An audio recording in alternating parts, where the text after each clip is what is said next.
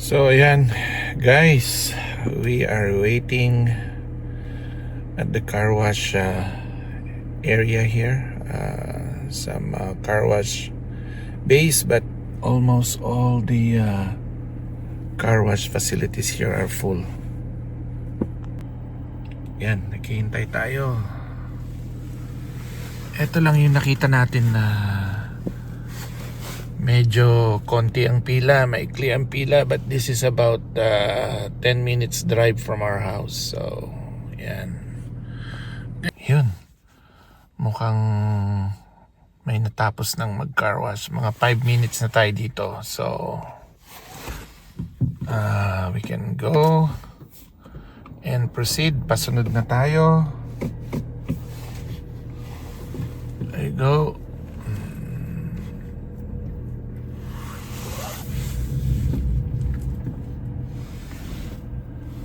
Wash yung mga snow na dumikit sa sasakyan. May kasamang ano yun, may kasamang sand na may salt. So madaling kakalawangin yung sasakyan. So ito yung bagong baby naming sasakyan ngayon. We just had this last December. So ito yung pinakaalaga namin ngayon. So kailangan i-car wash natin ngayon. Actually this is the first time we're washing this car dahil wala namang time the previous days, saka sobrang madaming snow. So today -8. Medyo okay mag-car wash ngayon, although there's a forecast of light snow today. Okay, so one more car and ayan, malapit na tayong makapag-car wash. This is actually a wand wash facility.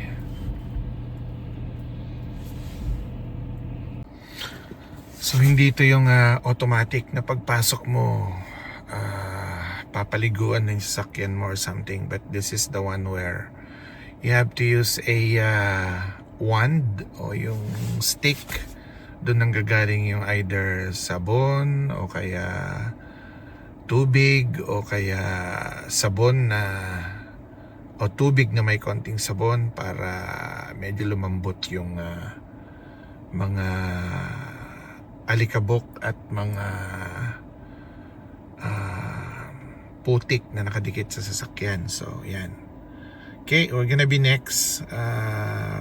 Nasa harapan na tayo. So kung may matapos na isa doon, we're gonna be next. So this is I think there are 6 bays on this car wash facility. So tatlo on one side and then tatlo on the other. And yeah, we hope to be in. Ayan, tayo na.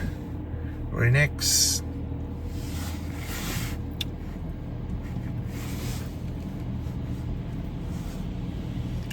Saan? Oh, yun, nasa dulo. Okay.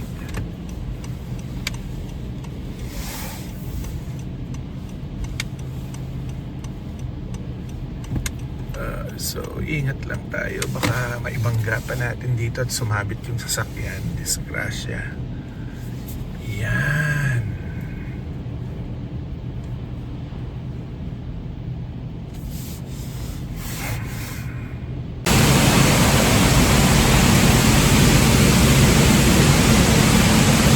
So, yan. Nandiyan na tayo. Dito tayo sa bay na kung saan natin ika-car wash ating sasakyan. There you go. Soak.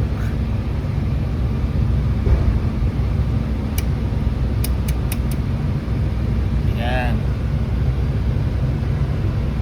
Then i-tap natin yung ating card.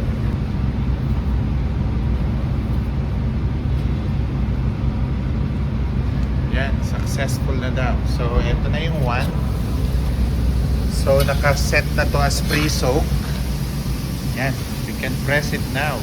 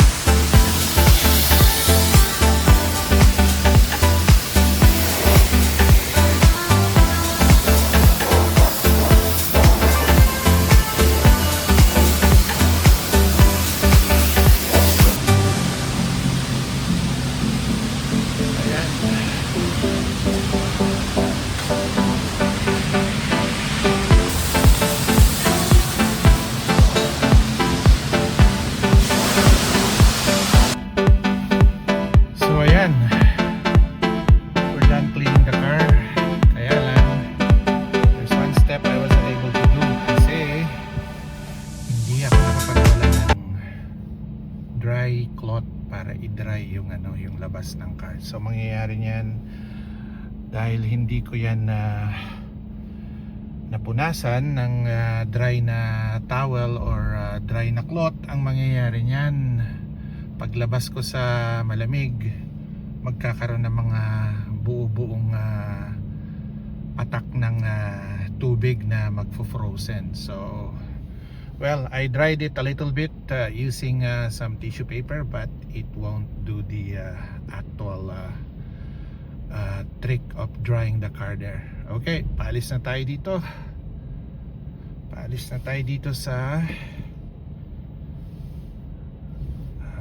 lube, not lube, it's car wash bay.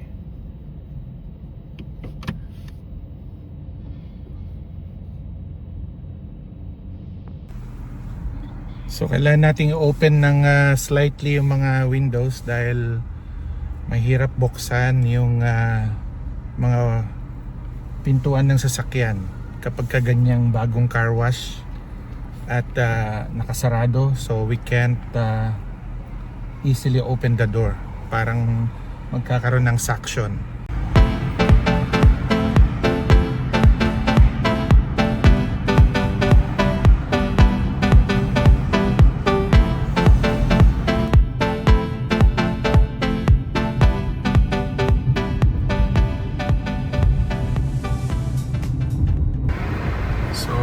Dito sa loob ng community, medyo hindi pa malinis yung mga kalsada dito kasi hindi pa nalilinis ng city. So usually pinakahuli itong mga roads within the community. So yan, dito tayo nakatira.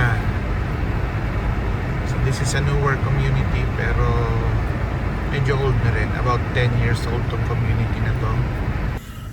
So we're gonna go sa car wash again.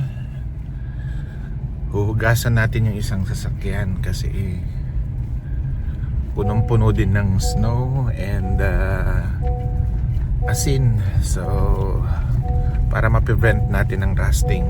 Okay. Yan, ang kapal pa rin ng snow, makapal pa rin yung asin na kasama sa snow. So that one, kapag natagalan sa underneath ng sasakyan o sa ilalim ng sasakyan, yun na magko-contribute sa rusting. Mapapabilis yung pag-rust nung ilalim, although may undercoat naman to. But still, we have to do some maintenance.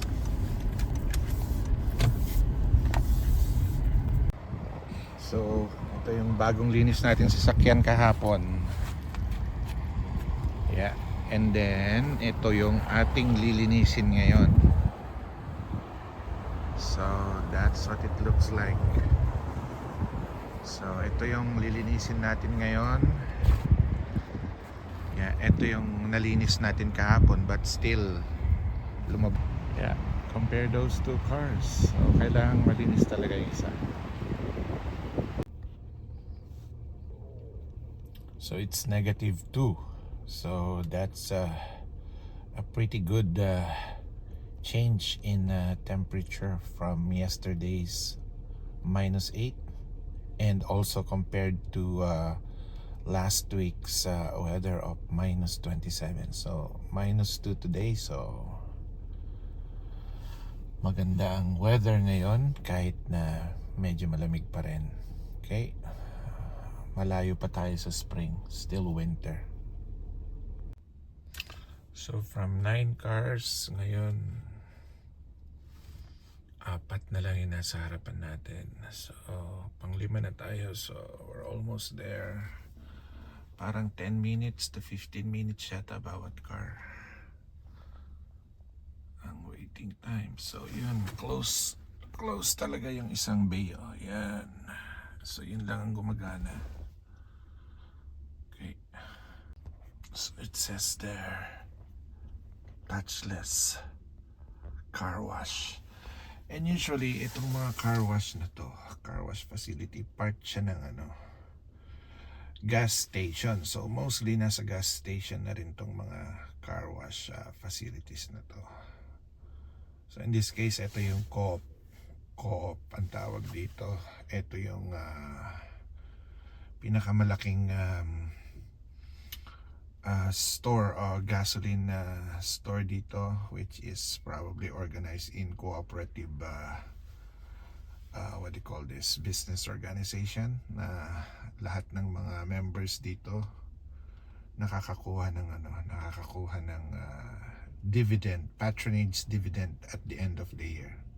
Yeah, so at least may konting pakinabang.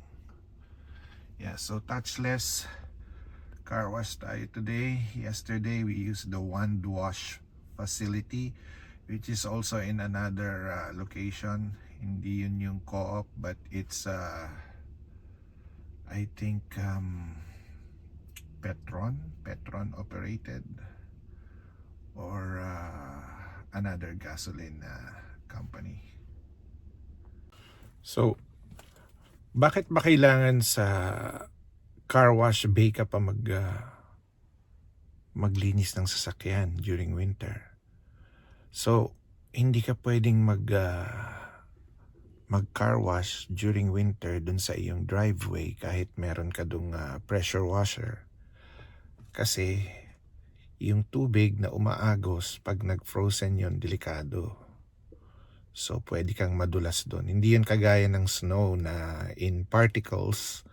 So, pag may naiwan ka doon na tubig mismo, pag nag-car wash ka doon sa harapan o sa garage or sa driveway, so magpo-frozen yon. Pag nag-frozen yon, magiging icy yung surface. Kaya hindi pwedeng doon ka mag-car wash sa harapan ng garage or sa may driveway dahil malaking disgrasya ang aabutin mo doon. So, dito ka sa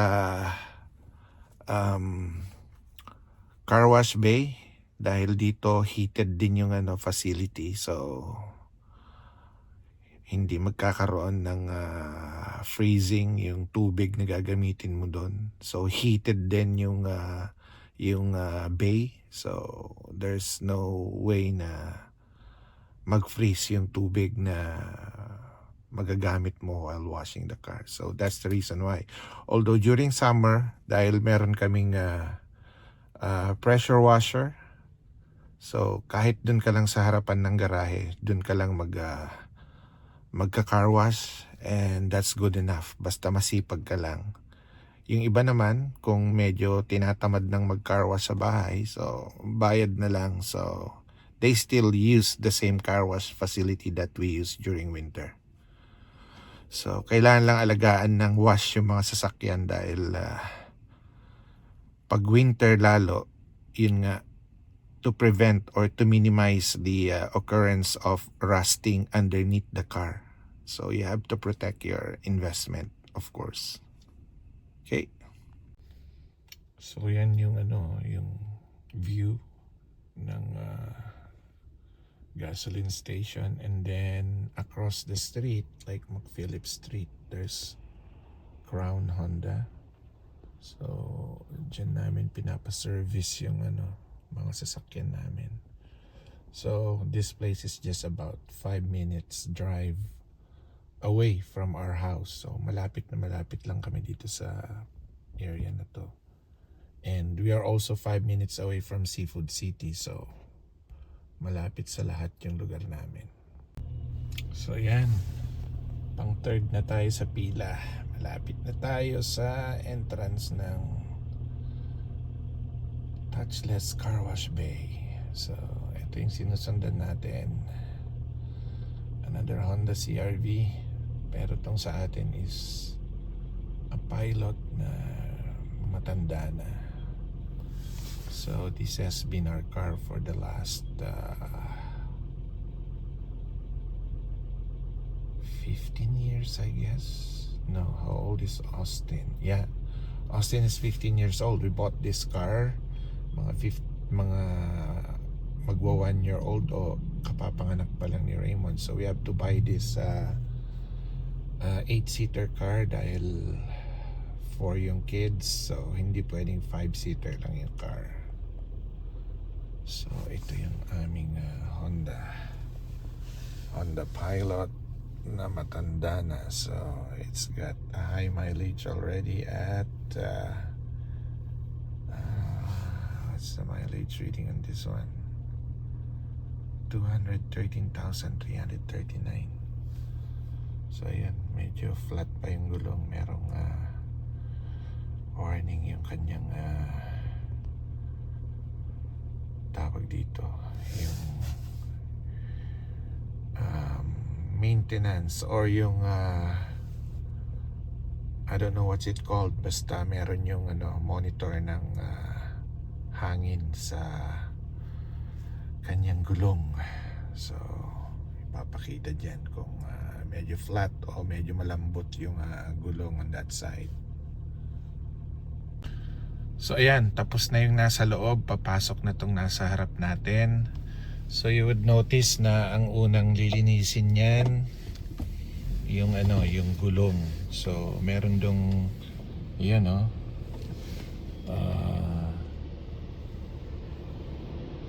yun, nakita niyo umiikot na yon. So nililinis niyan yung gulong. So kailangan dahan-dahan ka dyan. Magkabila yan. So kailangan dahan-dahan ka dyan pagpasok para tamaan yung gulong nung pressurized na yon water source na yon. So sasarado na yan, then enter na rin natin yung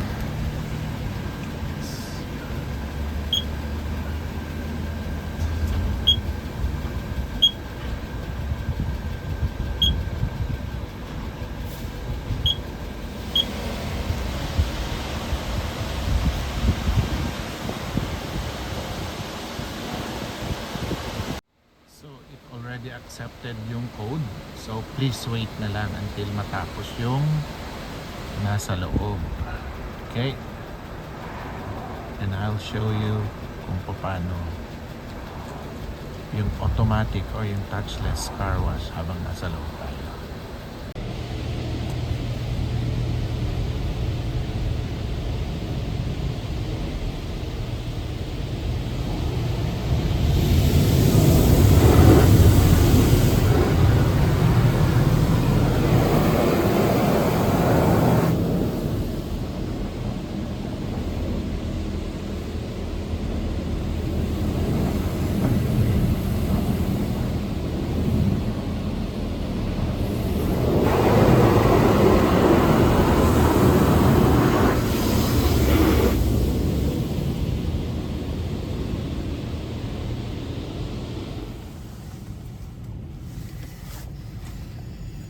So yun yung cleaning part.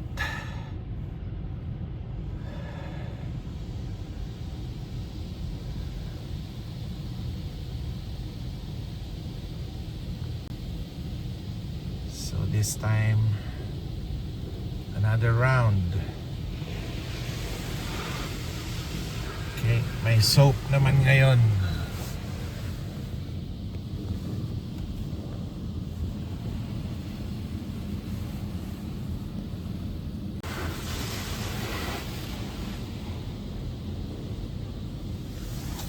Pinipre-soak niya yan with soap. I think that's just another round of pre-soaking with water and soap. There you go.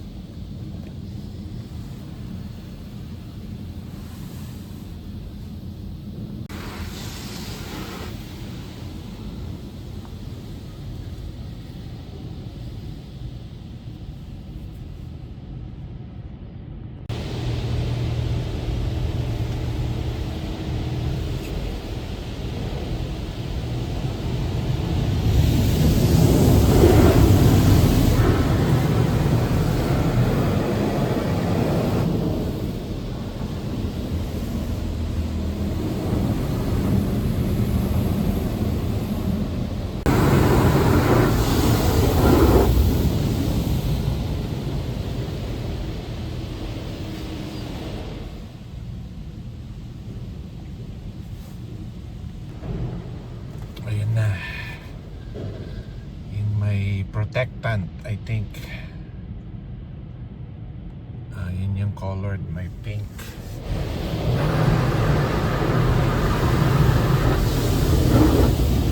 Then kasunod niya yan yata yung kanyang coating.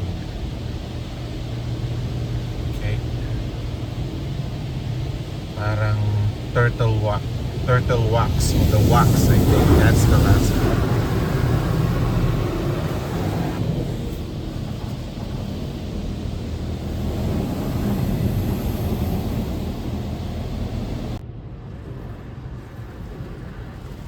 Yeah, so I think the last one would be the wax. Yan.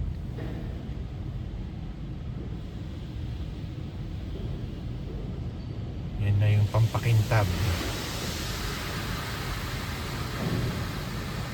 And I think we're done. So, magkakaroon dyan ng air. And that's it. And we're done. So, ready to leave the car wash bay now.